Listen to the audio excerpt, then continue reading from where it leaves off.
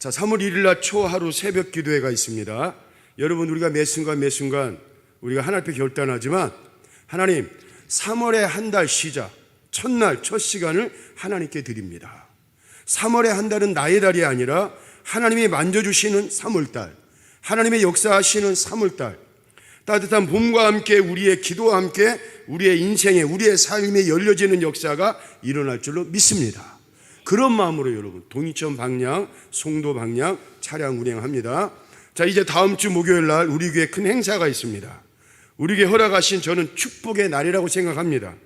연수 서지방 사경의 우리 교회 개최를 통해 여러분 큰 은혜를 끼쳤는데, 이번에 연수 서지방 여선교회 개최를 통해 다시 한번 하나님의 큰 영광이 나타날 줄로 믿습니다.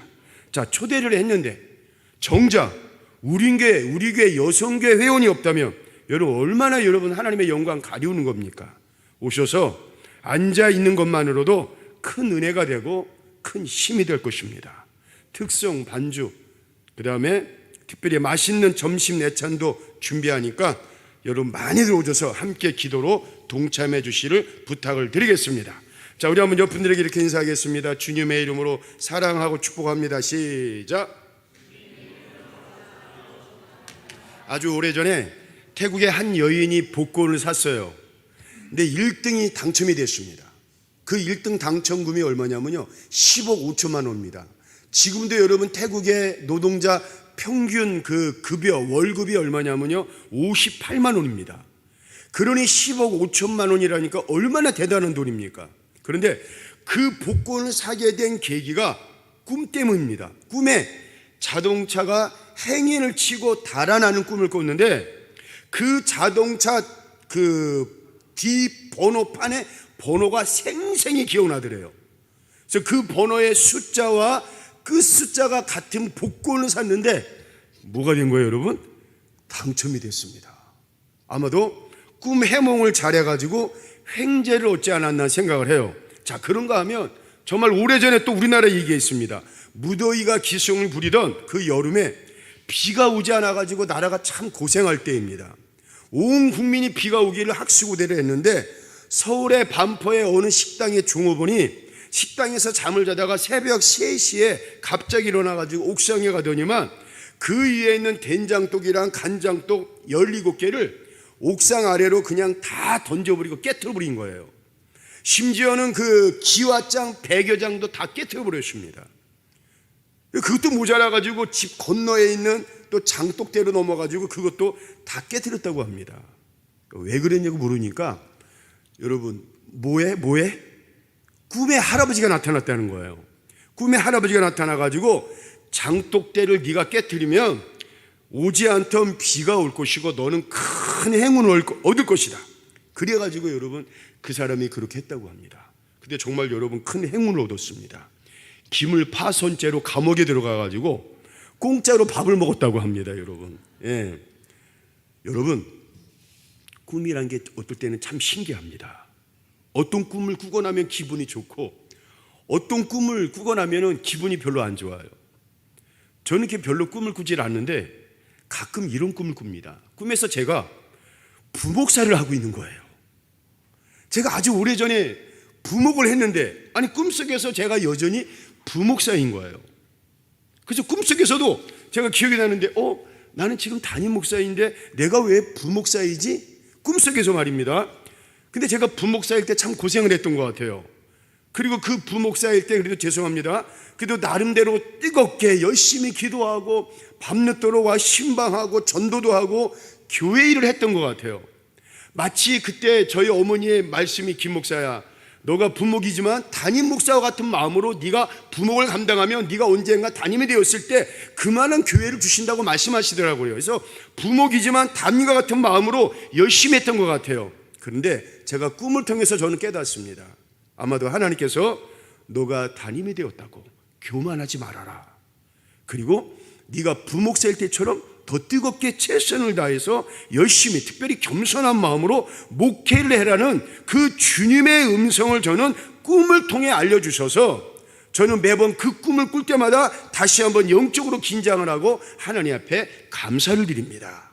자, 그런데 여러분, 성경, 특히 구약 성경에서는 꿈을 굉장히 소중히 여깁니다. 바로 그 꿈을 통해 하나님의 계시를 말씀해 주십니다.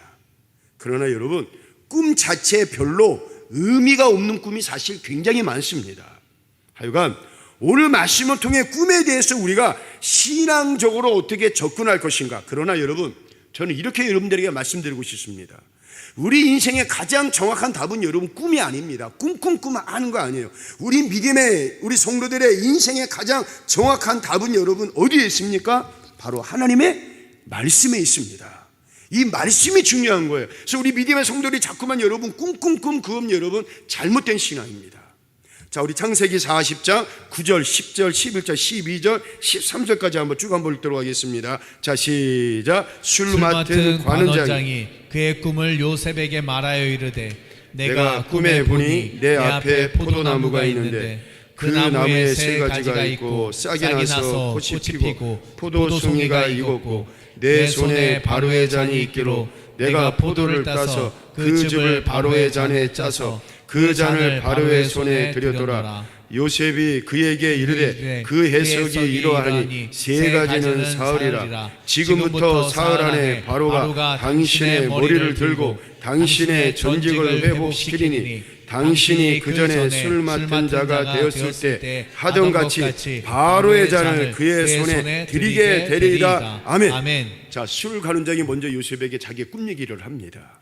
내가 꿈 하나를 꿨는데 포도나무가 있고 그 나무에서 난 세 가지에서 잎이 나고 싹이 나고 열매가 열려가지고 그 포도 열매를 바로의 술잔에 짜가지고 그 술을 바로에게 줬다는 거예요. 이게 바로 꿈 얘기입니다. 그러자 여러분, 그 꿈을 들은 요셉은 기다리던 듯이 그 꿈 얘기를 듣고 바로 해석을 해줍니다. 세 가지로 하는 것은 사흘입니다. 3일. 앞으로 하루 이틀 사흘. 즉 사흘 안에 당신은 당신의 직책을 복권될 것입니다. 그렇게 해석을 해줍니다. 그런데 요셉의 꿈과 해몽이 기가 막히게 이루어집니다. 자, 오늘 여기에서 우리에게 주는 중요한 하나를 저는 살펴봤습니다. 사실 여러분, 지금 요셉에게 꿈 얘기하면요, 저는 이렇게 해서 징글징글 맞아요. 왜 그렇습니까? 요셉이 이렇게 감옥에 온 이유가 뭐예요? 뭐 때문에? 꿈 때문에 그런 거예요, 여러분. 그 꿈 때문에 형들의 미움을 받고 질투를 받고 결국에 그 꿈 때문에 노예로 팔려가고 꿈 때문에 고생하다가 이제는 살만하니까 여자의 모함과 시기를 받고 그리고 이제 정말 또 감옥에 끌려가지 않습니까? 여러분, 그냥 요셉에게 있어서 꿈은요 징글징글 맞아요. 그냥 꿈 얘기만 하면 화가 날 것 같아요. 그런데 여러분, 요셉은 그러함에도 불구하고 앞에 있는 그 관원장이 꿈 얘기를 했을 때 눈동자 하나 움직이지 않고 그 사람을 바라보면서 꿈 얘기를 잘 듣고 즉시 그리고 확신 있게 해몽을 해줍니다. 여러분, 이건 뭘 말하는 겁니까? 17세에 하나님께 주신 꿈을 우리 같으면 그만해, 나 아주 꿈 얘기만 하면 아주 지겨워 죽겠어. 내 앞에서 꿈 얘기하면 나 당신 한 대 때릴 거야. 그리고 내 앞에서 꿈 얘기는 전부 다 개꿈이야. 꿈 얘기하지 마라. 여러분, 오히려 원망하고 불평하고 불신하고 무시할 텐데 요셉은 여러분 아닙니다. 지금까지도 이제까지도 다시 말해 처음 받았을 때도 그랬고 노예살이 감옥살이에서도 여러분 하나님이 주신 꿈 비전에 대해서 한 번도 흘림이 없이 누가 뭐래도 요셉은 하나님의 꿈을 계속해서 붙잡고 믿었다는 거예요.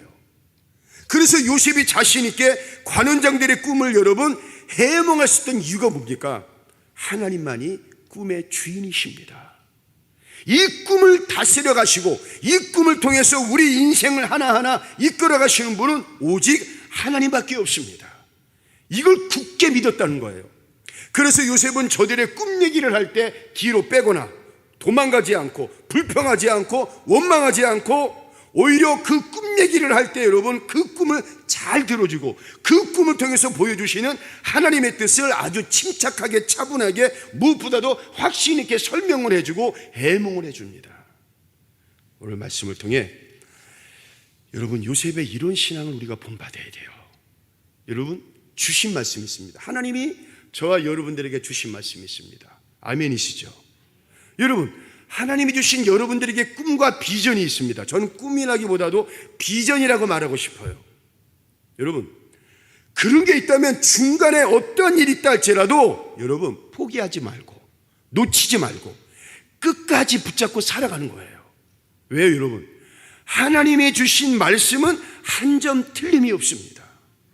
그리고 하나님이 주신 꿈과 약속과 비전은 반드시 이루어지는 역사가 일어납니다. 저는 아멘이라고 생각해요.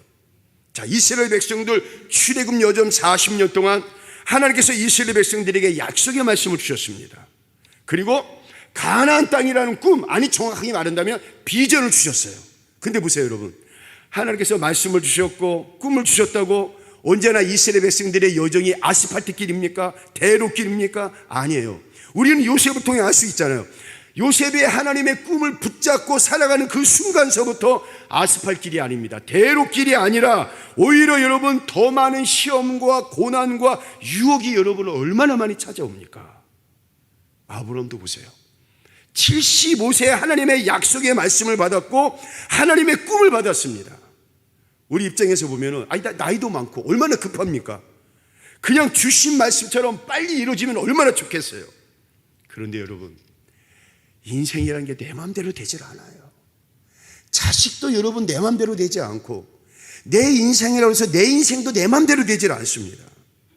그런데 여러분, 아브라함이 왜 이렇게 훌륭한 믿음의 독자입니까? 왜 아브라함이 이렇게 믿음의 훌륭한 사람일까? 왜 수많은 사람들이 성경에서도 아브라함 할까? 여러분, 그 말씀이 바로 로마서에 나와 있습니다.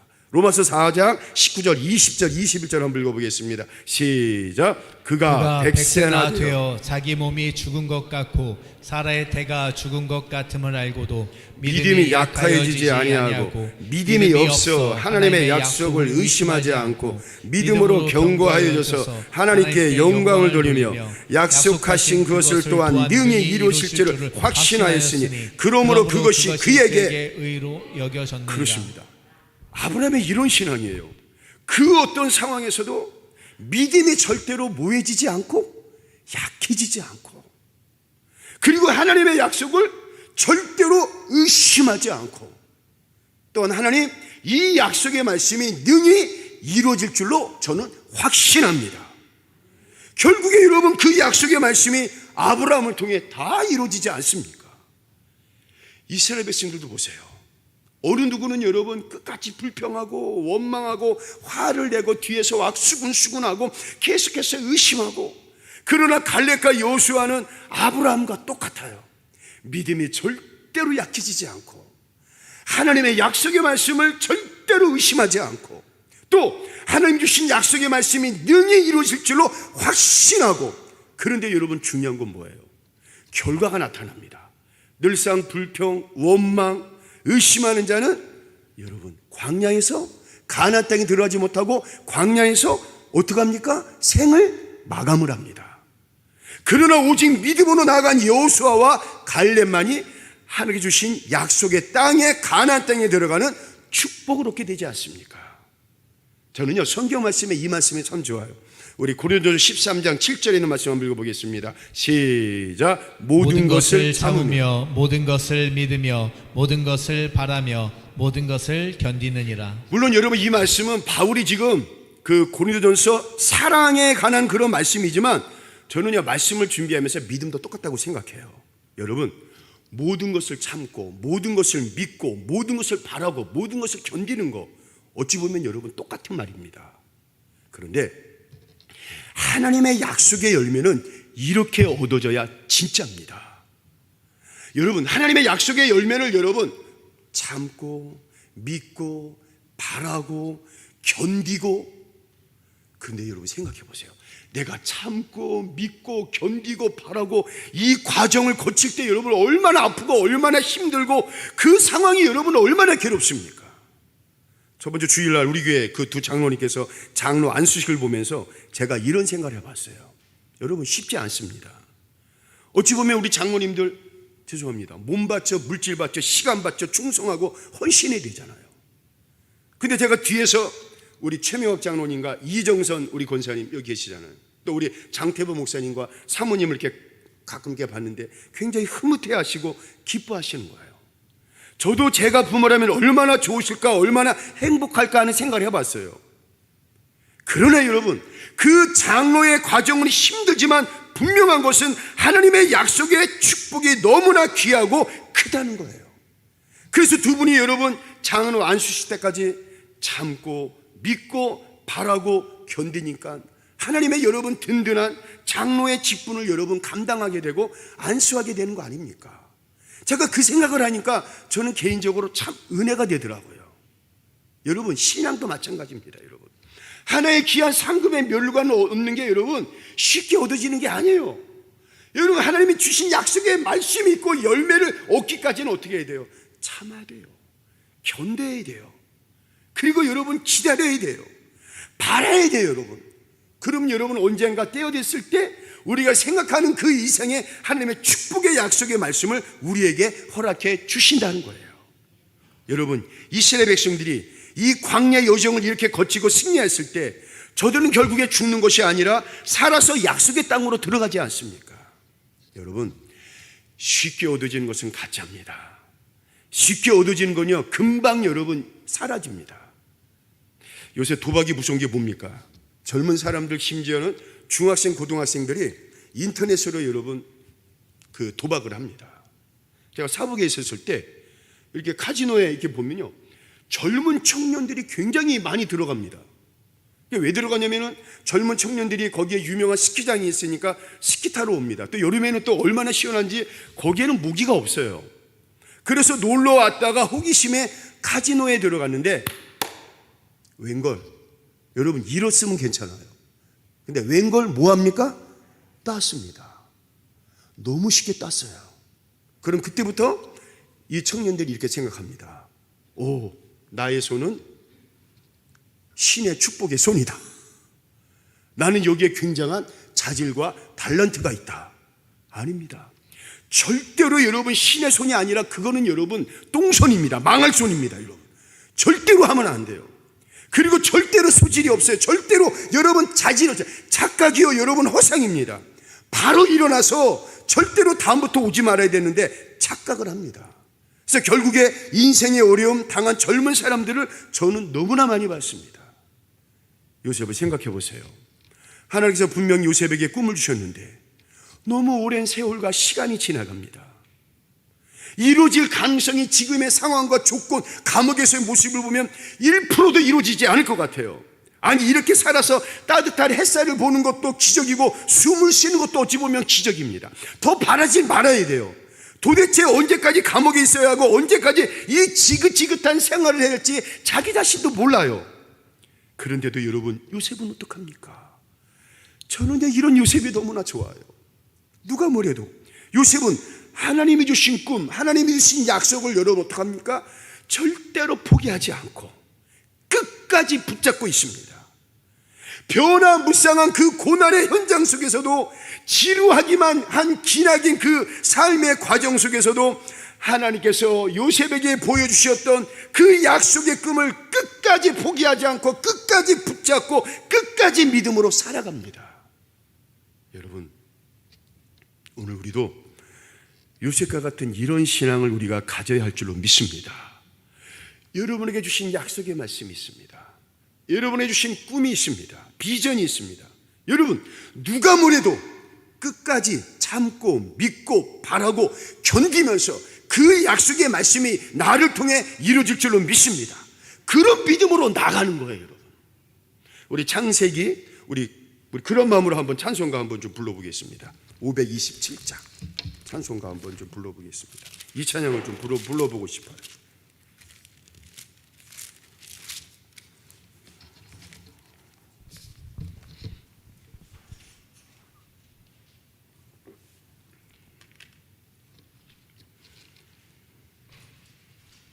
자, 이 찬양을 부를 때 그 하나님을 향한 그 믿음의 마음이 좀 흔들. 근데 이 찬양을 저는 부르고 싶어요. 한번 불러보겠습니다. 어서 돌아오요.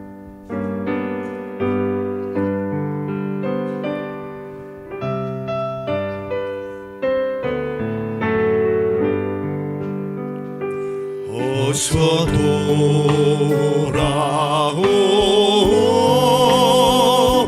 어서 돌아라. 내가 아무리 무겁고 그 길로 주 얻지 못 감당하고 못 받으시리요. 우리 주의 넓은 가슴은 하늘보다 넓고 넓어. 어서 돌아오, 어서 돌아오,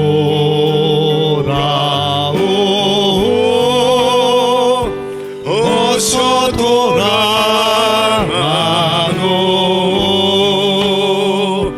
우리 주는 날마다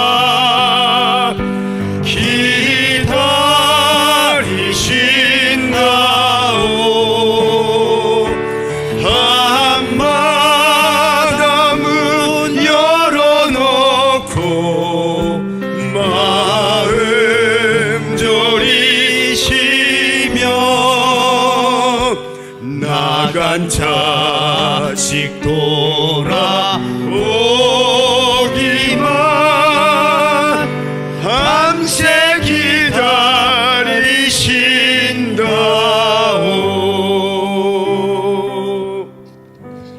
제가 이 찬양을 부르냐면요, 요새 이렇게 전화를 합니다.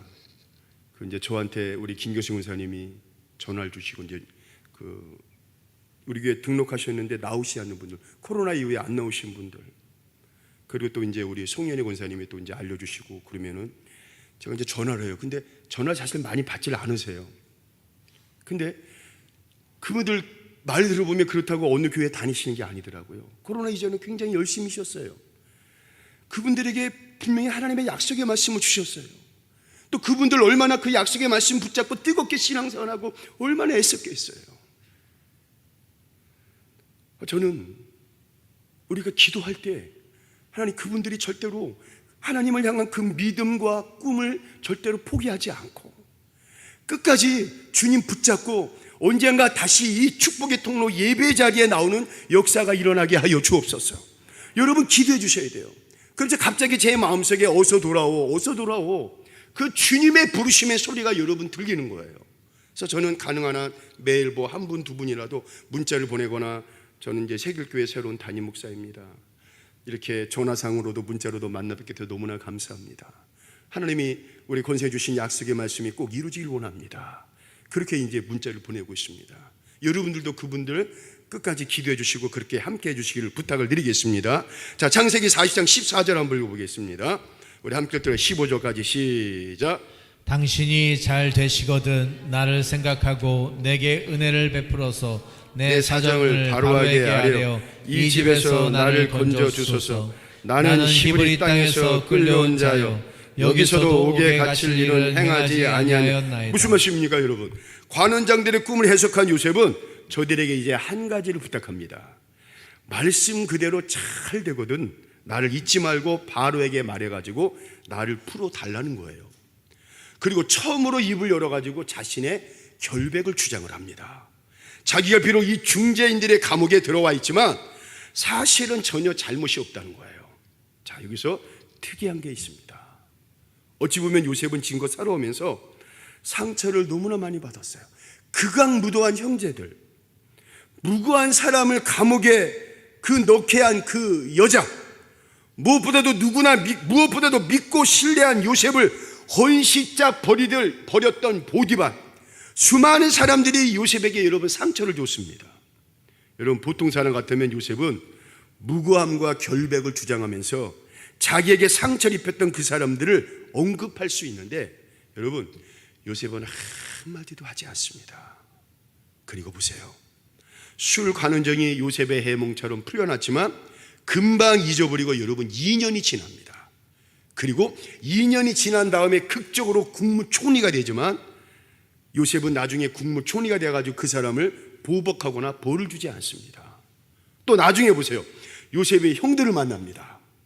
여러분 우리 같으면 형들을 그냥 당장 감옥에 쳐놓거나 아니면 벌을 주거나 때리게 할 텐데 여러분, 요셉이 참 이게 참 아름다워요. 저들 스스로 회개하게끔 만들고 눈물로 형들을 이제 나중에 포옹하고 여러분 상봉하지 않습니까? 얼마나 놀랐습니까? 그 상처와 쓴뿌리를 하나님의 사랑으로 하나하나 녹이는 그 위대한 요셉을 볼 수가 있습니다. 여러분, 오늘 우리도 살아가면서 상처를 얼마나 많이 받습니까? 멀리도 맞고 때로는 가까운 사람들한테 배신도 당하고 뒤통수도 당하고 때로는 여러분 얼마나 많은 상처를 받고 살아갑니까? 그러나 이런 일에 우리 믿음의 성도들은 달라야 돼요. 그 대처하는 방법이. 비록 다른 사람에게 내가 상처를 받았지만 여러분, 우리 믿음의 성도들은 누가 뭐래도 믿음으로 극복을 해야 돼요. 그런데 여러분, 이게 말처럼 쉽지가 않습니다. 그래서 그냥 믿음의 성도들이 마음과 영혼 속에 그런데 여러분, 그 쓴뿌리를 가지고 있는 보세요. 여러분, 무슨 일을 만나면 자기를 제어하지 못하고 그냥 그게 여러분 막 폭발을 합니다. 혈기가 나오고 와 거친 욕이 나오고 그 마음속에 아픈 상처와 쓴뿌리가 여러분 그냥 제어가 안 되면서 막 나오는 경우가 있습니다.